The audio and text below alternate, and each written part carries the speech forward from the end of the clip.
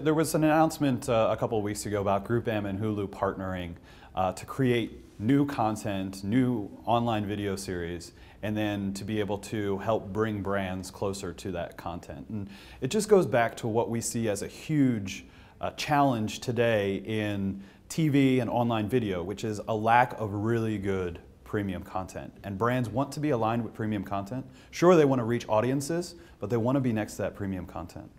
So we've realized that at GroupM and at Xaxis, and we've said, let's partner with media companies to create even more content.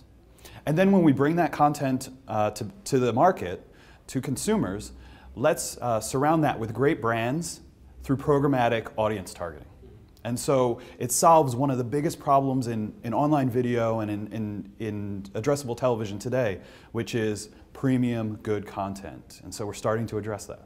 Premium is always according to the goals and objectives of the publisher and of the marketer that's trying to reach their audience, achieve their goals. So premium sometimes gets thrown around sort of flippantly in that regard. For us though, professionally produced content that draws a recurring audience back and can really engage that audience, that content, and they show an affinity for it, they show a loyalty to it, that is a really good environment for most advertisers to be associated with. And so for us, we'll talk about premium in that regard. How do we create good, engaging, loyal content that users will have a high affinity for? And that way our brands can then reach those audiences. Clients that work with GroupM, they know that for a long time, GroupM has done an excellent job of using data and automation to help make TV buying and bring sight, sound, and motion to the consumers in partnership with media companies. And programmatic is the next step in that. It's a huge step, but it's just the continued step in that. Data is moving faster and more readily available than ever before. Let's harness that data to make targeting better, to make measurement better. Programmatic, as we've defined it, is really the enabler of that. And so it's not a complete sea change from what we've been doing at GroupM for our clients for years. It's just an accelerant. It's getting us there quicker and being able to use the data that is moving so much quicker than ever before to provide better value to our clients. Digital has become increasingly more complex over the last 15, 20 years. And so it's time for us now to really rein that in, to understand that although we have more data than ever before, more technology than ever before, we have to really look at the amount of manpower that it takes to execute a digital campaign and try to bring that more in line with the other media channels that our clients are accustomed to.